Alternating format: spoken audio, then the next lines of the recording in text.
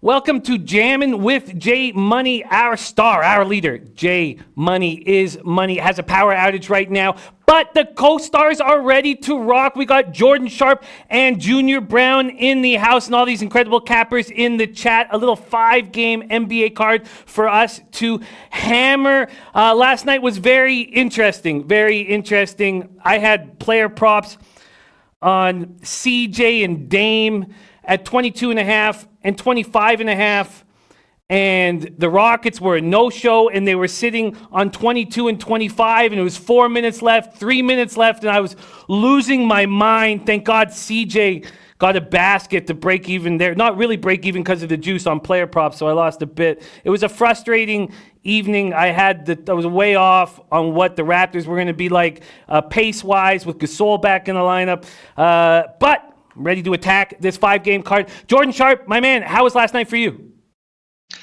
First of all, what's up to the backup quarterback today, Jimmy? Good to have you on, my guy. Last night actually was not bad for me, especially after the last couple of days have been pretty rough. The two plays that I had most success with were in college last night. I hit Temple and Alabama, but last night was on the Heat in the full game in the first quarter and the first half. Hit 2 or 3 of those because of the numbers that I got. They didn't really show up in the first half, though. Thank God to Kendrick Nunn and Goran Dragic knocking down shots in that game for me. I did also hit a prop bet on Kendrick Nunn as soon as I heard Tyler Hero was out last night.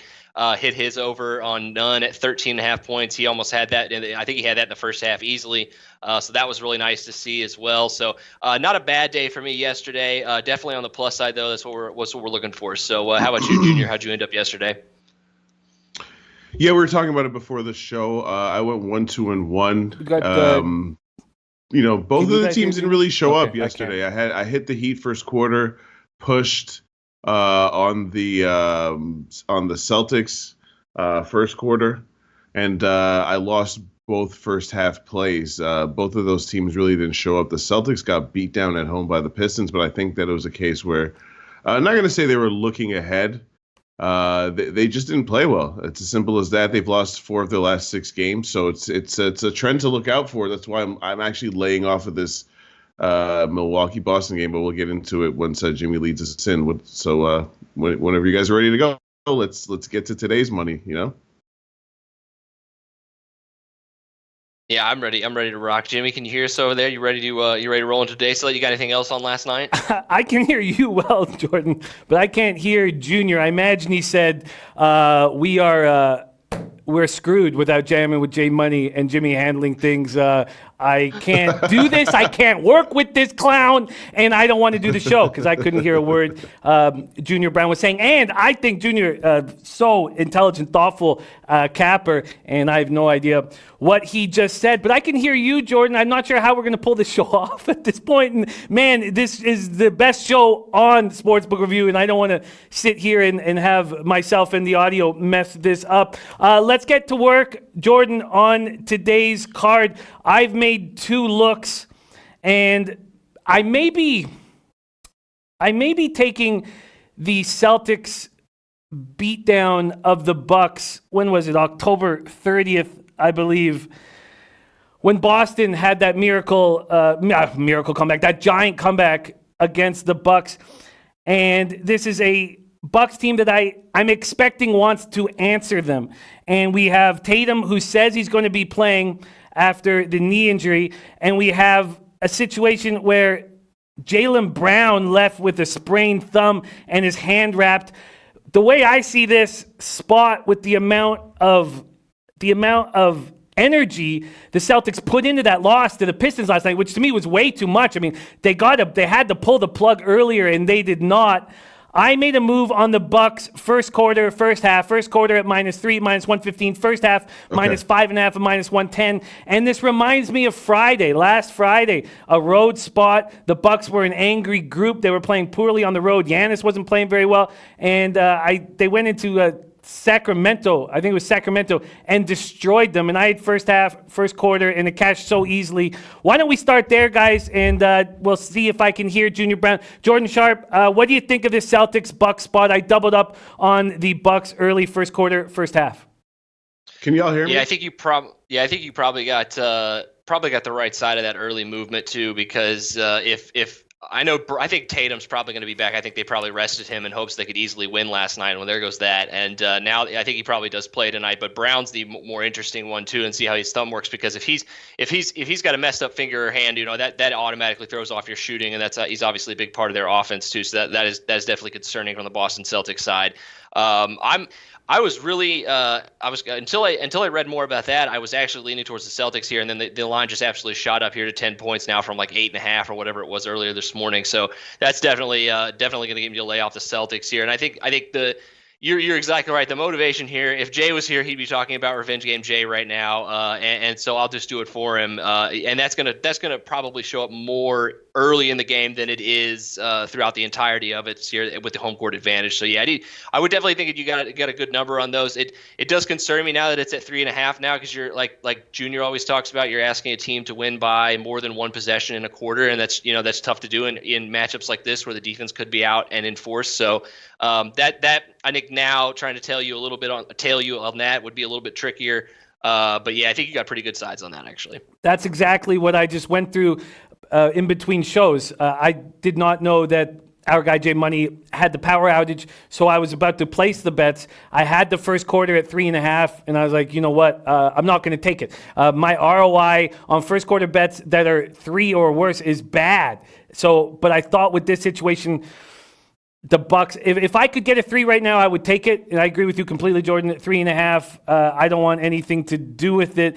Bucks are now 10-point favorites full game at every book other than Pinnacle, that's at 9.5. This total's gone from 223.5 up to 225.5. Junior, Browne, I can hear you now, my man, and pleasure to be doing a show with both you guys. JB, what do you think about this Celtics Bucks spot?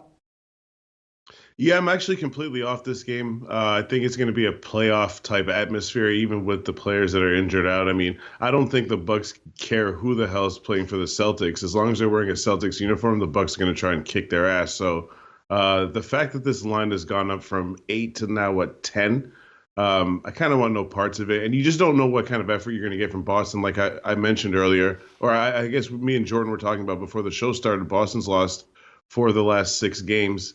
I wouldn't even take 10 points with them right now. And at the same time, I don't really want to lay the 10 points with Milwaukee, who are actually winning their games by 12 points a game on the season.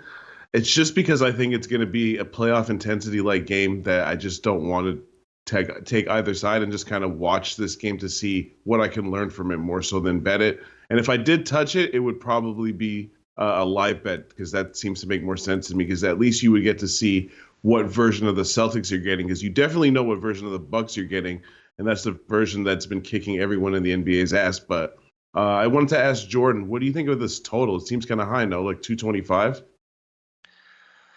Yeah, I mean, once again, like you're going opposite the steam here if you want to go with the under, but it does seem to be trending back down a little bit with the Celtics injury news potentially looming here, like we said about Browne earlier, because that could definitely be a driving force that could send it back downward towards the 223 where it opened. But I mean, it's tough because, like you said, like a motivated Milwaukee is a very dangerous thing against a team who's coming off of a back-to-back, and that could just be an absolute smash spot for them in the first half. That's why I kind of like what Jimmy was talking about earlier is interesting. It's just because they not only are they tired, but they could be without one of their starters. At least he could be less than 100% almost assuredly tonight, even if he plays.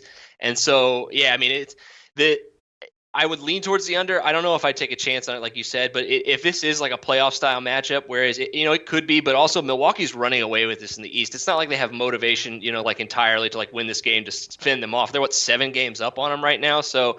There's not really that much of a motivation, I think, for them. But I do think that the revenge aspect of this is enough to see them, clamp down on both ends and just absolutely wipe the floor with a tired team who's a little bit banged up and, like you said, has not been playing well. This could be a playoff type atmosphere, or Stevens could just pull the plug. Not bother putting Jalen or Tatum into the game at all. Let them sit on the bench and just let go. They allowed the Pistons to shoot 60.3% last night. Generally, we'd think, man, the Celtics team is going to defend like crazy. But here, why not just wave the white flag? And that's my only concern is, what if you are capping a game that won't have either Tatum or Browne in it and Stevens won't even try? So that's my concern capping this spot. So right now I've got the Bucks early. Teddy Covers came on my show, gave the Bucks -9. Ski Profit in the chat makes a great point saying, if you're going to take first quarter, first half against a tired Celtics team, you should take full game as well. And I agree. Gerardo Hernandez says playoff atmosphere, definitely. With the injuries and the schedule that the Celtics have had right now, I mean, it might just be a spot for Stevens to do what he should have done last night and pull the plug early. That's my concern with the Celtics-Bucks spot. Celtics-Bucks right now. If you're looking at pace, last 5, Bucks first in the NBA, 106.3 possessions over the last 5 games. Celtics 16th in the NBA. Hayward goes for 25 last night. And then this is a Bucks team coming off a Tuesday night destruction of the Knicks. Wesley Matthews only started to play over 22 minutes. Is it an angry Bucks team that's fresh and should pounce? Alvin Smith says Bucks blowout, watch and see. Fourth Eye says after the show, Bucks will go to -11. Mark Hunkefer says Brad Stevens might just say F it and not risk anything. Alvin Smith saying Boston in a bad spot. I agree with all of those looks. Danny, my guy, looking for college picks today. We'll see what the guys have.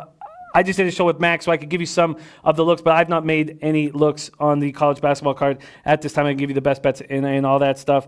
Let's move over to Suns-Knicks. Suns open up at -3.5. They're still at 3.5 at Bovada, but 3 everywhere else. This total stuck at 226. Suns are 5-12 over their last 17. That starts from that 8-game losing streak. If you cut out that 8-game losing streak, they're 5-4 over their last 9. They lose badly to the Hawks on Tuesday, 123-110. Booker goes for 39.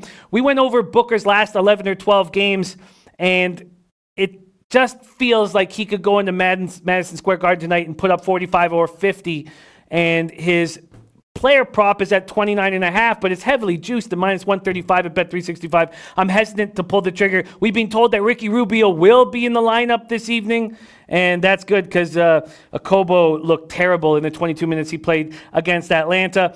Knicks 7-12 since firing Fizdale. Mike Miller looked good at first, but now they look terrible other than that shock, fluke, fourth quarter comeback against the Heat. Peyton losing his head in that game against Milwaukee, not to be trusted. None of these guards are to be trusted. And Marcus Morris missed 5 straight games with a sore neck. Don't know if he's going to be in the lineup. Jordan, did you make a move on Suns-Knicks?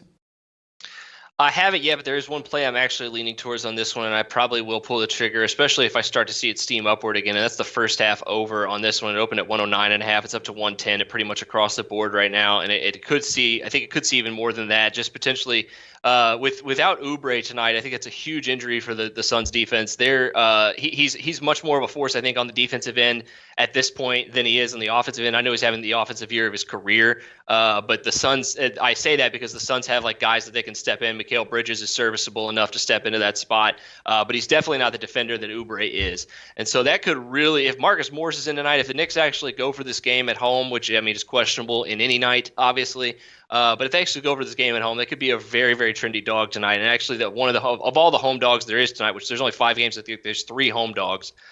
This is the one that I'd probably put more attention to as well as the first half over, just because without Oubre, I think that's just a huge injury. You mentioned Rubio being back; that's huge for their offense, and Booker's obviously going to have a huge usage rate tonight. But these two teams' defense is 2 of the worst in the league, so could be looking at a real pace up game. Also, if New York wants to jump up to Phoenix's pace as well, so that's kind of what I'm hoping for with the first half over. And it wouldn't surprise me to see the Knicks be a nice live dog tonight if, in fact, some of these guys that are questionable currently end up playing.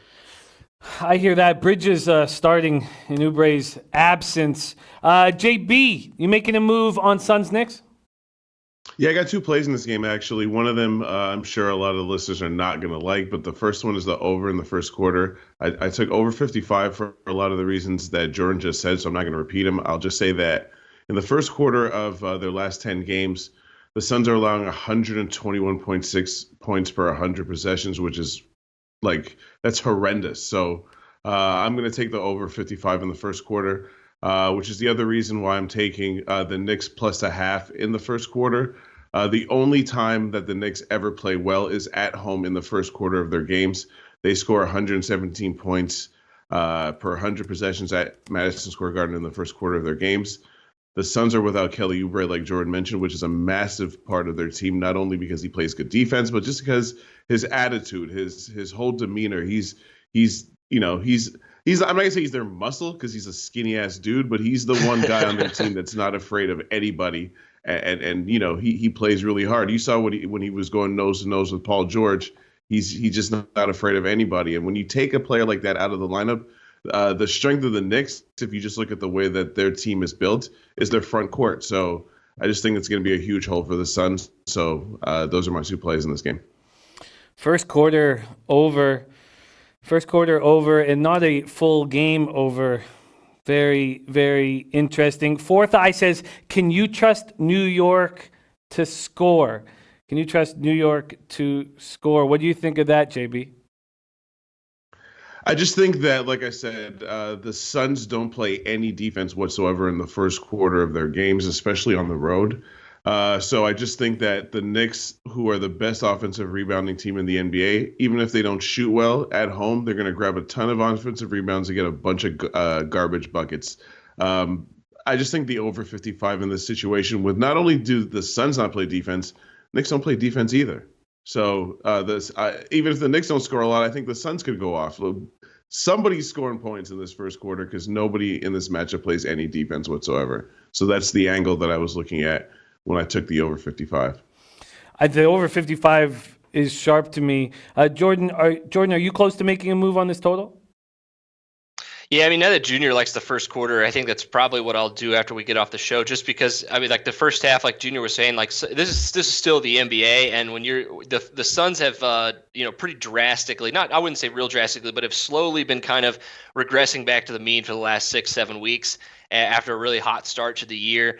And the biggest reason why is because their defense has started to fall off, and they still really haven't figured things out as well. And some of their other rotation wise and things like that. They have some weaknesses obviously as well, but this New York obviously struggles to score at, pretty much all the entirety of the year, but you're going up against a team that could give up close to 120 points per 100 possessions tonight.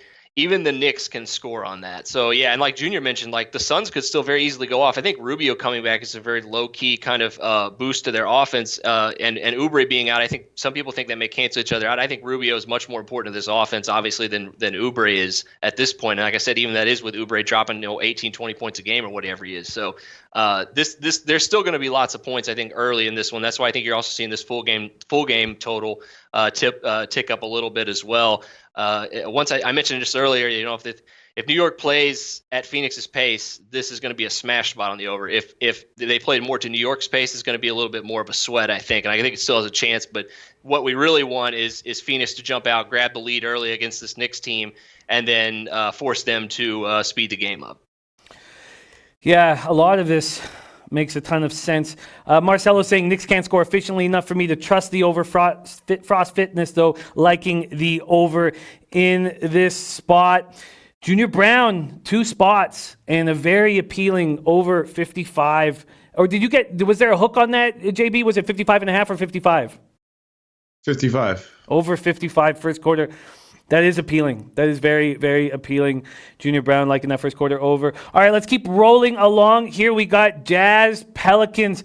This was a move that Teddy Covers was on on my morning show on the over 225.5. Ski Prophet, who's in our chat, gave it the green light, and then I jumped on it at over 225.5.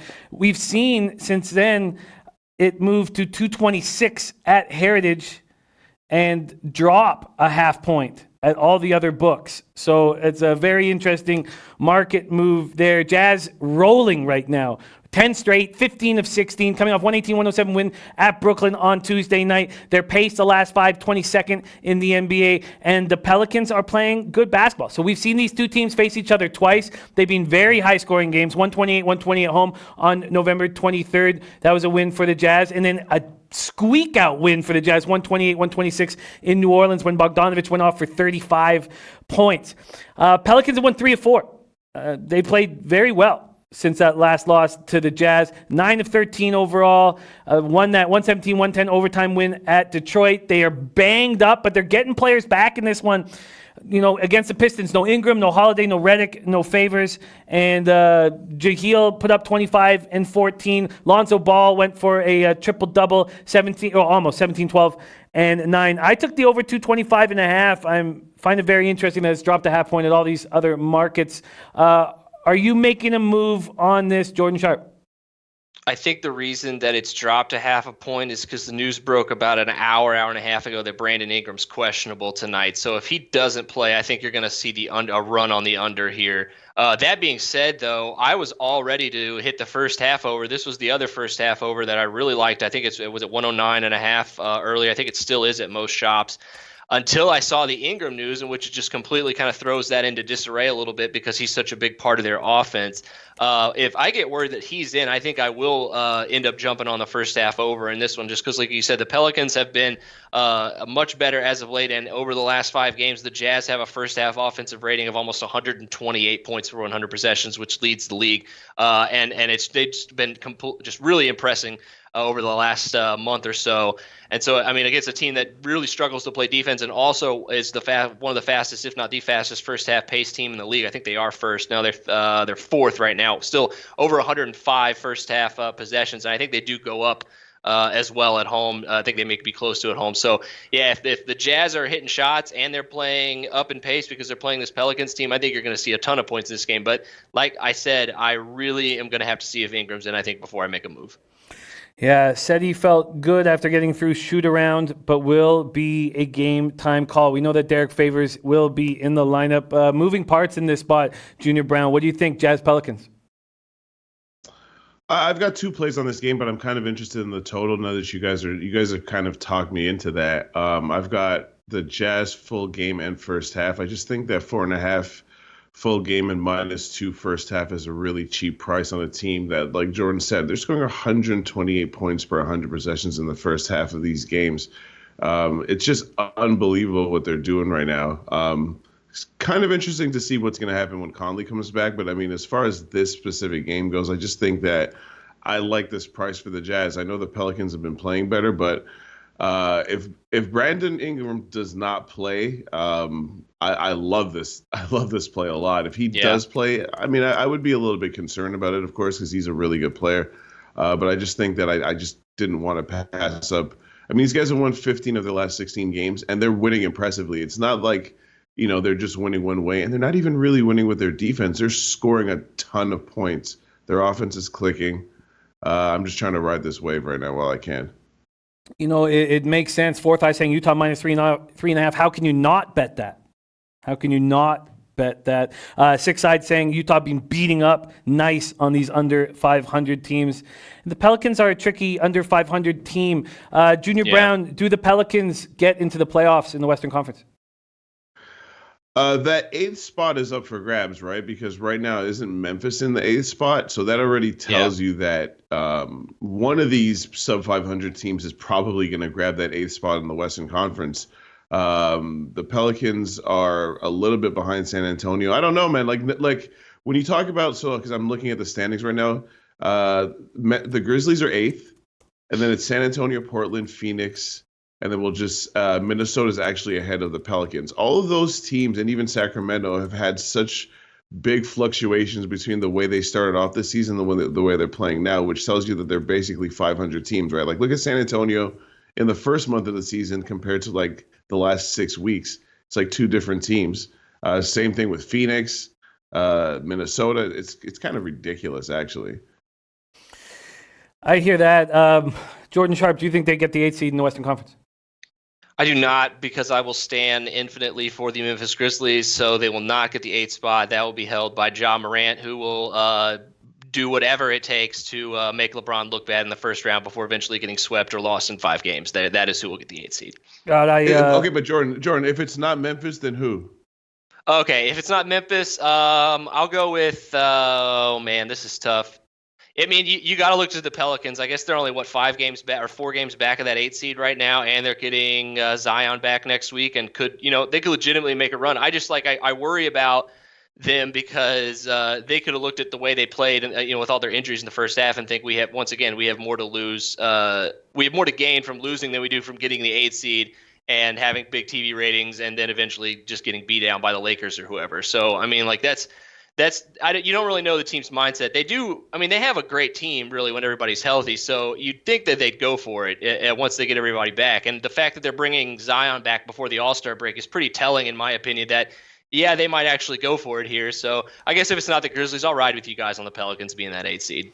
My guy Corey Simmons, focus on your bets, says if not Memphis, the Spurs. And those of you who have no belief whatsoever in the Wolves, they just traded an hour, 20 minutes ago, Teague and Travion Graham for Alan Crabb with the Atlanta Hawks. That just in. Let's quickly move on to Nuggets Warriors. We started late, and unfortunately there's another show here, so we only have 9 more minutes to roll. So let's get after these last couple games. Nuggets Warriors is an interesting spot. Nuggets opened up at -7 at 5 dimes, now -4. Clearly the news that Jamal Murray won't be in the lineup. Golden State total in this game 214.5, now down to 212.5 or 212. And Teddy Covers gave the under in this game on my show. Nuggets pace last 5 it's slowing down as we speak, man. 24th in the NBA, 96.90 spots a game. It's the pace for the Warriors, 5th in the NBA, 104.10 possessions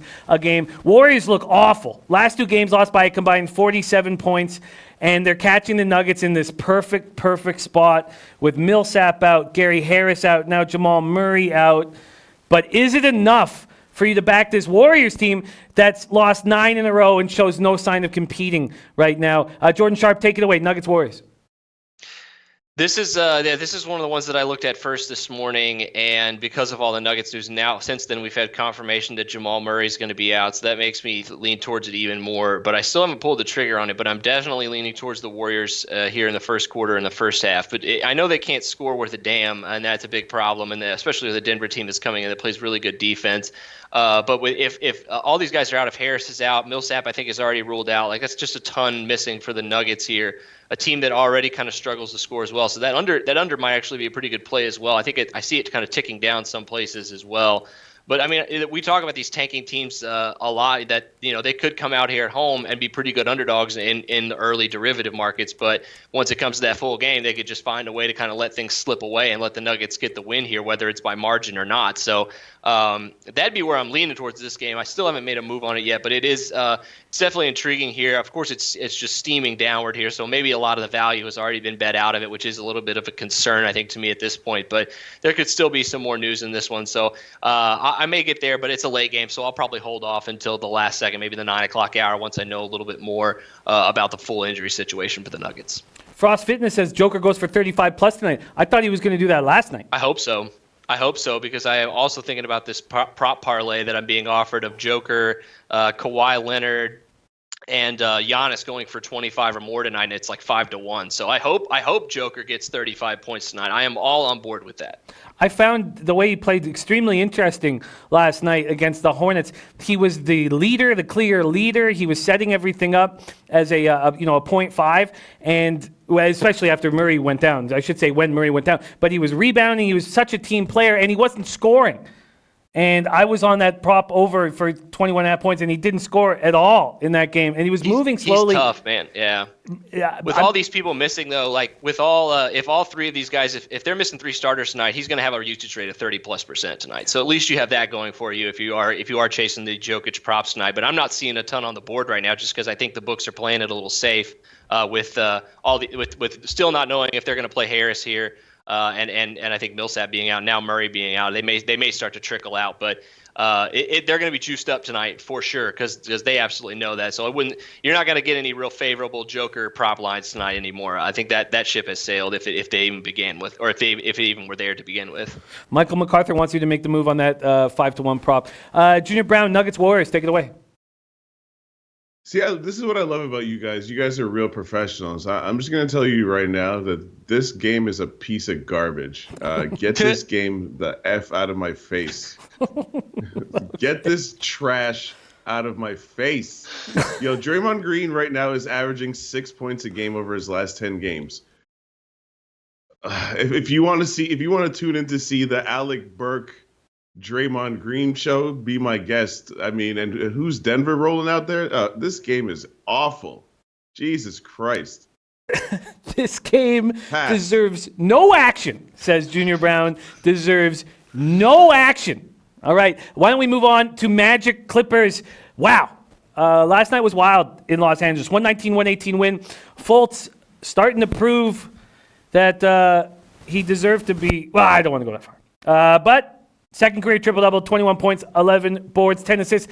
Kawhi right now averaging 36.3 points per game in Paul George's absence. And look at that, 43 points in 29 minutes. I mean, the man is a monster, and we'll always love him up north. He can do no wrong.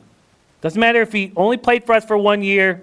We love him dearly. Let's see what the SBR odds page is telling us here. Orlando opening up his 10.5 point dogs, now 11.5 point dogs. His total goes from 216 to 215. Magic Clippers. Jordan Sharp, take it away. This is I'll be real quick because I know we got to get out of here, but this is a spot where you'd think that the Clippers are going to get, most of the steam here for the rest of the night, especially if Fournier doesn't play again for the Magic. That's obviously the big piece of injury news that I think people are waiting on.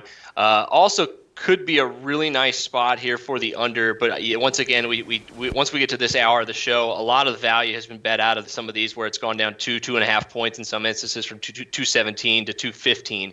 So that's a little bit troubling here. But yeah, if Fournier doesn't play, if the Clippers are engaged here, and especially on the defensive end, even without Paul George, they're going to keep this Magic team under 100 points easily tonight. So that'd be the lean for this show, but I don't have anything official on it yet. I think maybe I missed out on that first move, a little bit disappointing here, but yeah, that'd be where I would lean if you did get that under earlier though before it ticked down to 215. I think you should feel pretty good about it. The spot reminded me of last night's Charlotte spot. I looked at Charlotte as that big dog against the beat-up Denver squad, and I wanted to make a move, and the chat on my show talked me off of it. And thank God, because they looked awful. And here, Magic plus 11.5, I know that Fournier's been putting up nice numbers, and this is also a beat-up Magic squad. Don't get me wrong, Isaac was doing a lot of things for them, but It reminds me of that spot last night, and that's why I didn't pull the trigger. When I saw that 11.5, that looks really appealing. Junior Browne, did you make a move on Magic Clippers? Yeah, I took the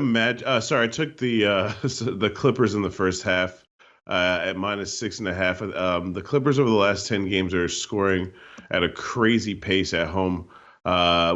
Just overall, let me just double check that they're scoring over 120 points per game per 100 possessions in the first half of their game. So at home, so I just think that yesterday the Magic were able to beat the Lakers. Sorry, I just found that number. So they're scoring 122 points per 100 possessions, which is second to the Jazz, actually, in the first half. But that's a ton of points against a Magic team that just played last night against the Lakers. And they, you have to say that's their biggest win of the season, which to me seems like it could be a letdown spot here with all the injuries they're facing. And on top of that, if you really watch that game, the Magic were able to take advantage of the fact that the Lakers just, for some reason, chose to play soft. The Lakers made 7 free throws at home in a game that doesn't make any sense. Whereas the Magic, I believe, made over 20 free throws. You're not going to see that against a Clippers team that has a ton of guys that get to the line on a regular basis in Montrezl Harrell, Lou Williams, obviously Kawhi. That discrepancy alone lost the Lakers the game, obviously, and I don't think that the Clippers are going to allow that to happen, on top of the fact that their offense overall is clicking. I just don't like the spot for Orlando, so I'm riding with the Clippers first half minus 6.5. I get it. It is a tough spot after that big win in Staples. Interesting notes coming out of the stats on, and this is straight from Dan Kelly, the back-to-backs at Staples for a road team, back-to-back at Staples, Lakers, Clippers. The first half has gone over 10 straight times.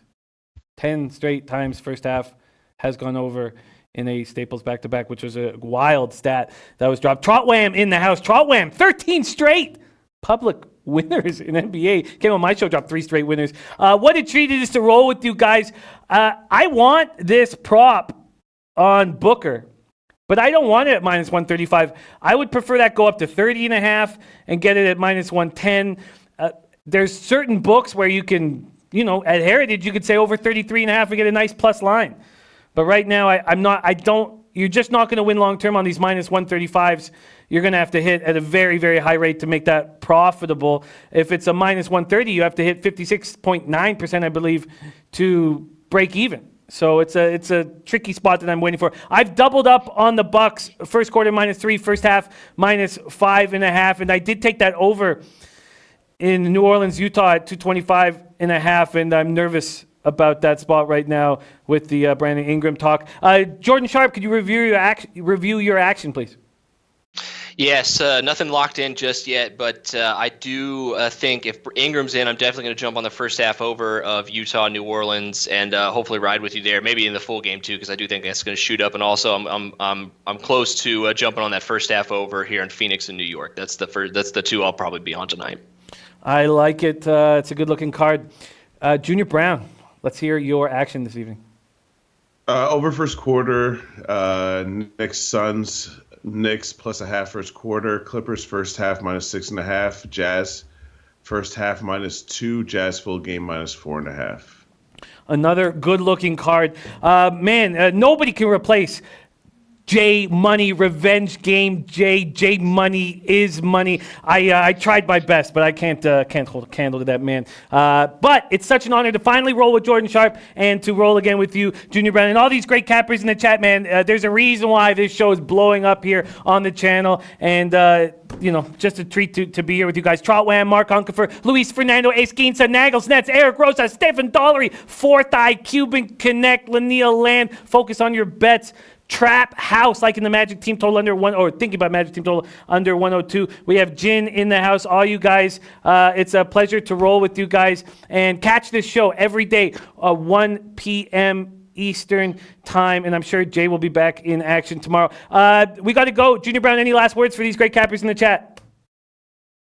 Let's cash some tickets. I'll let you take it away with the leche. I won't steal that from you and Jay. That's the host's job. I love it. I don't know. I've never heard Jordan Sharp drop a leche. Jordan, you ever drop these leches? Leche, Alos Bookmakers. Oh man, you need to give more, Jordan. You need to give more. You got to lose. I don't have it, guys. I can't steal his thunder. That's like stealing a wrestler's gimmick or their catchphrase or something. You can't drop that on me. I have to do it unenthusiastically so he doesn't get mad at me tomorrow. Oh, the leche is growing. It's growing, and I got the pleasure of actually milking a cow and dropping a leche, which I loved. Thank you guys so much for watching. Let's have a big day, and J Money will be back in action tomorrow. Much love. Get that cash. Fuck the leche, that shit.